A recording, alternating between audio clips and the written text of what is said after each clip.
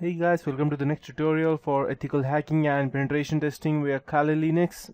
In the previous tutorial, I taught you about DNS information gathering of subdomains and IPv4 and IPv6 through DNSdict and you are crazy. Okay, perfect. Sorry, I forgot. Okay, so now the next thing that I would be teaching you today would be the DNS analysis version of our DNSrecon and DNSmap. So I would be first starting with DNSrecon because it's quite a bit easy than DNSmap. So DNSrecon, it's just a tool for enumeration, and it is again coded in Python, same thing as URL crazy, and it enables to gather DNS oriented information on a given target. So sorry, not URL crazy, it was Python is based along with the harvester. Perfect. So now in order for you to open DNSrecon, I'll just keep this terminal on this right hand side. Just go to Kali Linux, information gathering, DNS analysis, and DNSrecon. And as you can see, we have each and everything over here that we want, all the tags. The most important would be the -d, -r, and the dictionary file that we would be using. And if we are trying to filter out brute force, then we'll have to use -f as well. So there was a bug in Kali Linux some time ago that we were not able to just type DNS recon. We need to type DNSrecon /py. But this tool that I would be using is bug free. The reason being that it has been updated in the recent version, and if you have the updated version, you don't have to worry about that. So this bug has been fixed by Kali Linux team on the new update.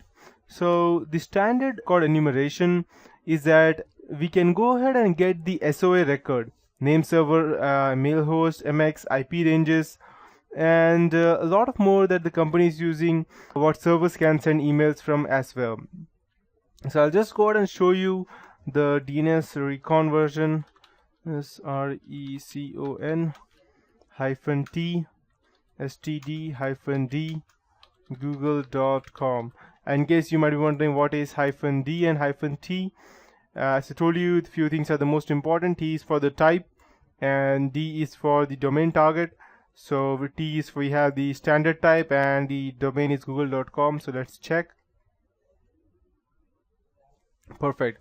So by gathering this information that I enumerated, we can see that Google has SRV, that's service records, and now we know that they're using a jabber, that's XMPP, and we have also obtained the IP, and let's check if we have the ports as well through which they transfer. As of now, we only have the IP addresses except for this one. So we have the port as well over here, 31. Now let's go ahead and check the ports as well. So I'll just type DNSrecon -t SRV, since the type would be for the surface, and -d google.com. Let's check all these service records. Okay, so let's check.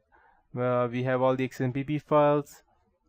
We don't have, okay, we have the port over here, that is 389 that's being used. Over here we have 5269. So we have all the information that we need. Even the IPv6 ports, we have it over here, so we don't need to probably worry about gathering any information from the outside. We can go ahead and gather all the information just by using this tool. So now there's one more thing that I would like to teach you, that would be the zone transfer. There is a security problem with DNS zone transfer, and it is that it can be used to decipher the topology of a company's network, specifically when a user is trying to perform a zone transfer.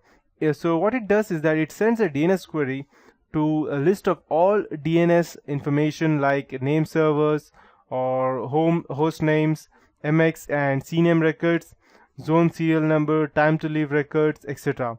And due to the amount of information that can be obtained, DNS zone transfer cannot be easily found. So I'll show you an example as to how we can go ahead and try to do that. DNS -t AXFR and DNSrecon -t AXFR-d, and let's check for google.com if we are able to find anything for that. Zone transfer failed. Okay, zone transfer has failed for google.com. Maybe it's way too secure. Let's check for a random local Durgapur, the one which I tried previously. jaipurcity.co.in. Let's check it for this. Okay, so zone transfer was successful over here. As you can see, these one were successful, SOA and NS ways. Okay, perfect. So this is how we can go ahead and see the time to live records as well as zone transfers. Now we have a top level enumeration as well, and what it does is that it shows the level domain name along with the IP addresses. So I'll just go ahead and type DNSrecon -t and TLD-D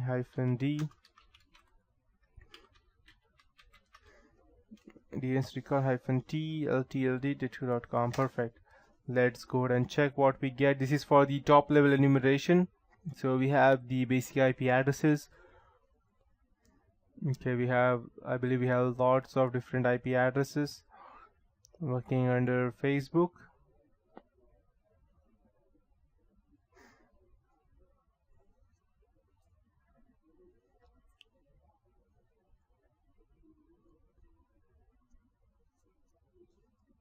Okay, I believe we have lots of top level enumeration.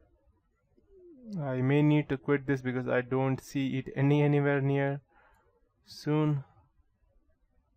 Okay, so what I would be doing, I would just go ahead and quit because I think that Facebook has lots of top level enumerations. Let's check for google.com. If it runs, I will be able to show you how it looks like in the end.